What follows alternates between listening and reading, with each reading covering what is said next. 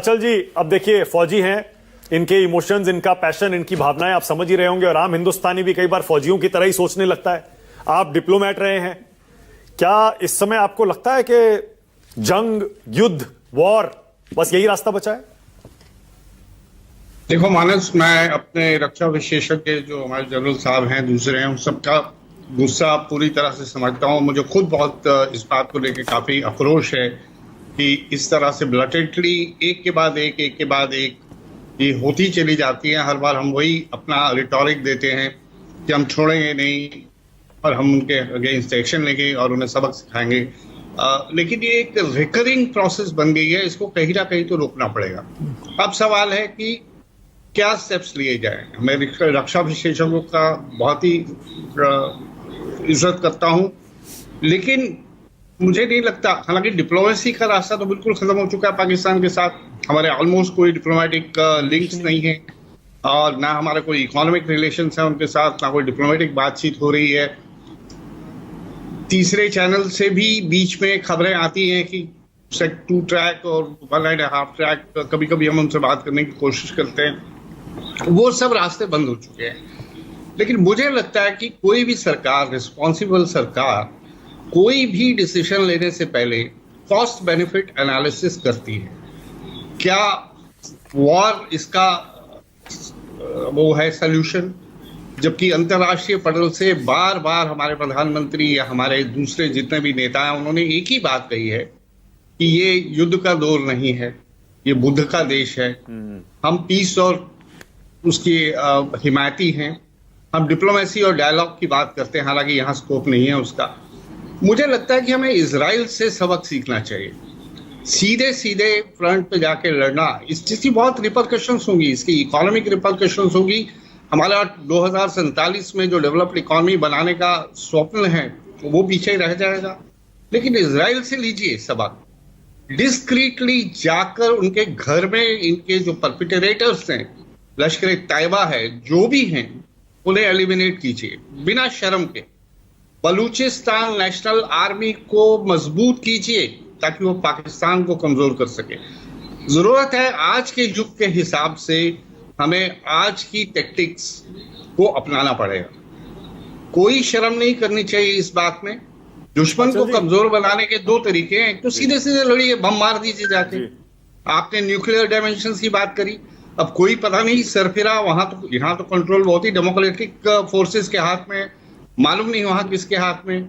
ये अलग बात है कि वो अगर इस्तेमाल करेंगे तो फिर पाकिस्तान का इस नक्शे से, दुनिया के नक्शे से ही हटा दिया जाएगा। हमारे पास जितनी पावर है न्यूक्लियर, बट हमें भी तो बहुत नुकसान होगा और उस नुकसान का आने वाले सालों साल तक भुगतान नहीं कर पाएंगे।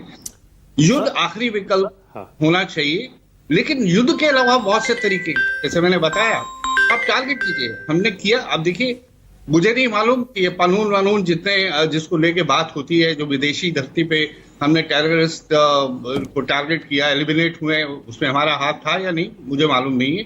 लेकिन अगर है तो मुझे बहुत गर्व होगा इस बात।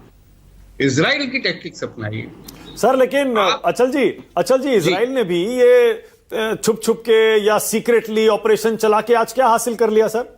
कौन से वहां गजा में कौन सी, बताइए, आखिरकार वॉर ही करनी पड़ी ना उनको, तब भी जाकर वो खत्म नहीं हो रही है। देखिए, उस वॉर में मैंने बताया न्यूक्लियर डायमेंशन नहीं है। अब मान के चले वो ईरान पे आज तक क्यों नहीं अटैक कर पाए, क्यों नहीं सीधा अटैक किया ईरान के ऊपर? क्योंकि वो वॉर जो है फिर मल्टीप्लायर इफेक्ट है उसका। आप वो रिस्क लेने के लिए तैयार हैं तो हो जाइए।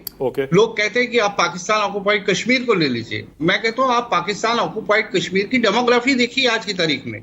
वहां कश्मीरी है ही नहीं, बहुत कम कश्मीरी हैं। आज अगर आपने उसको फिजिकली ऑक्युपाई कर लिया तो कल आपके लिए इतना बड़ा सरदर्द बन जाएगा पाकिस्तान ऑक्युपाइड। ओके, मैं समझ गया अचल जी, मैं समझ गया। मैं समझ गया, मतलब आप कुछ इस तरह का एक्शन चाहते हैं जो डिप्लोमेटिक भी हो, मिलिटरीली भी हो, लेकिन मिलिटरीली आमने सामने की जंग के बजाय आप कह रहे हैं जैसे सर्जिकल स्ट्राइक और एयर स्ट्राइक हम कर चुके हैं, उसी तरह का एक्शन होना चाहिए।